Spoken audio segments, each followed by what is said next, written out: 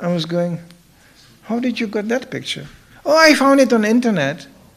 I could recognize, it must be you. And you look like an angel. That woman never heard anything about Krishna consciousness, nothing.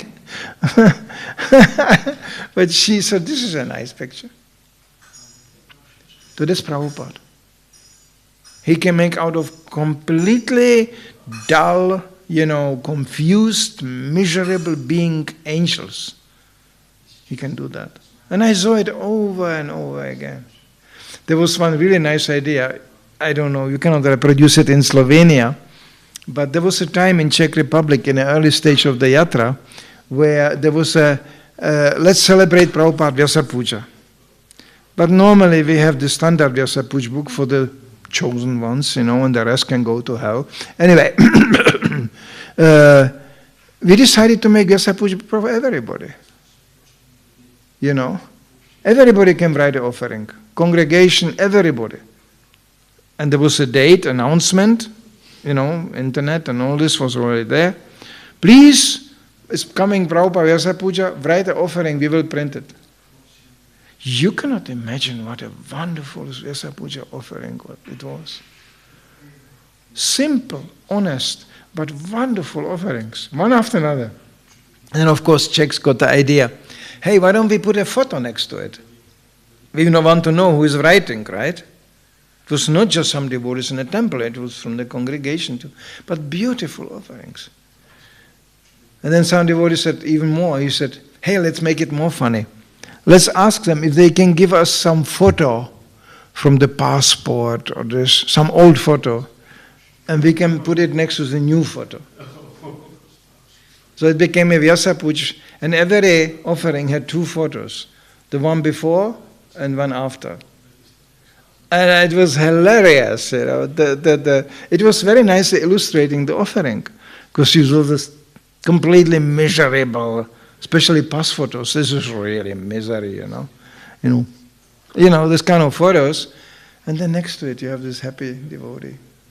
Just visualizing this difference. It was a good idea. Unfortunately, it lasted only for 2 years, and it died, and it didn't went going. But I was thinking, this would be the real Vyasa Puja. Let's make appeal to people. Let's glorify Prabhupada. Everybody. You wouldn't believe it, how many people know Prabhupada. How many people got touched by him. I met a man on a street, completely normal man. He bought a book immediately from me. He was not a philosopher, no. He said, you like these books? He said, yeah, they are nice, but I'm not very philosophical person. And then he went like this. He got the Bhagavad Gita and he said, I got this book because this man, I believe he can save me. He said, whenever I look at the picture of this man, I become so hopeful and so happy. That was all. That was his realization. So, we don't know. We don't know how many people Prabhupada is out there influencing and changing their lives. Oh, you know the story from New Vrindavan, from the shoes? You heard it one? That lady? You heard it, huh?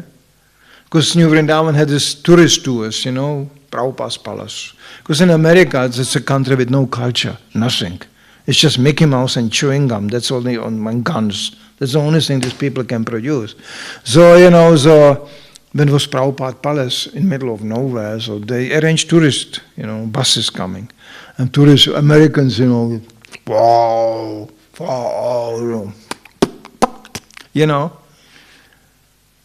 And then there was one lady, after many years, she came back with a bag. She opened the bag and she put on Prabhupada Vyasa's his shoes. They were missing. Devotees were going, yeah, somebody stole his shoes. Look at these crazy people. So much for the tourists. But actually they saw the lady doing this. So they got excuse me, thank you, you brought the shoes. what happened? And she said, I like the shoes, but I didn't took them because I need shoes. Out of curiosity, I just was curious. So I was thinking, why is these shoes? Actually, when you think as a kami, you think, why do they put the shoes there in front of the chair?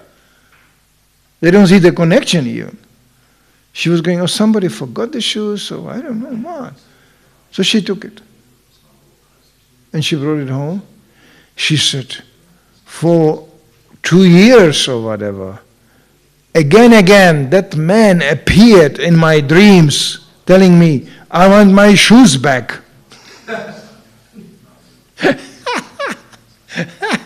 So she said, now I'm so happy, I brought the shoes back.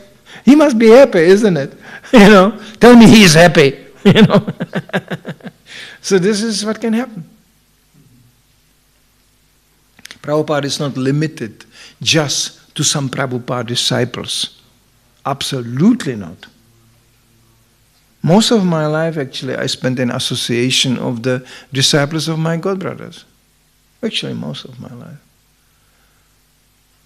And am I missing Prabhupada more? No.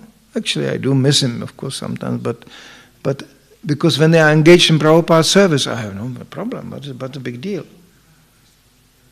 They are connected to Prabhupada as I am, of course. They are engaged in Prabhupada's service. That's the connection. So that's where I derive my inspiration, from those who are connected to Prabhupada. That's the association I really love, and that's what keeps me actually going. Otherwise, what's the use? What's the use? I don't know what they are doing out there. Hello, how are you? How is the weather? How is the money? How is the holiday? This is... I pretend. I'm pretty good at it. I can talk nonsense even with people. But I'm so estranged from that. It's not me, Especially when I meet people who they are not, Prabhupada calls them victimized, Prabhupada calls them innocent actually, because they don't have a really clear plan how to be demons. They are just under the control of demons. But they don't have a clear plan how to be demons. And I found really quite some decent people there, you sure? Decent people. My father was like that. He was never cheating anybody, never taking advantage of anybody. He was never exploiting anything, but he had his problems. He was sometimes uncontrolled anger. That was his privilege. Flipped out and just, Otherwise, he was just possessed musician. Music, always music. Nothing else counts. Even I was a number 2. First came Mozart, Beethoven, Bach, all this. That he was married to them. And he was lucky because he had a wife who was extremely chaste, very faithful, very chaste. So I had it took me like 40 years before I started to understand, actually my parents are quite okay. Before I was thinking, what a boring parents. I could never talk to them much about anything, really. But then I realized they have to become a parent to realize what the parents went through. So, and my father died. We were in a quite tolerant, we made a peace. You don't preach to me, I don't preach to you. Okay? That was the agreement. And he knew perfectly well what I'm doing. Yes, of course. And somehow he overcame the fact that I also didn't become a musician. No. I didn't become even an artist. I became Hare Krišna. He didn't like it, but he said, it's my only son, what can I do? Friends came to him, and they're going, you have to renounce your son, he's now a member of that sect. That's Germany, We were actually immigrating to Germany, so the Germans are like that. So you have to renounce your son. He is now dangerous member of the dangerous sect. And my father said, no, I will not do that. This is my only son. And he developed more and more respectful attitude, because he saw me doing things he could never imagine I can do.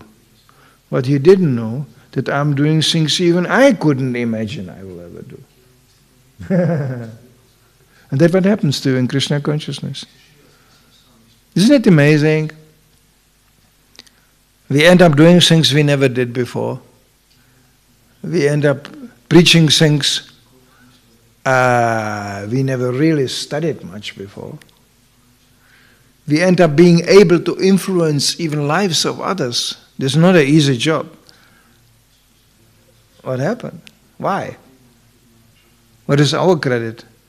Well, the only credit is that we can go and bow down to Srila Prabhupada. That's the credit we can get. We should never forget that. We are just mercy receivers. That's all.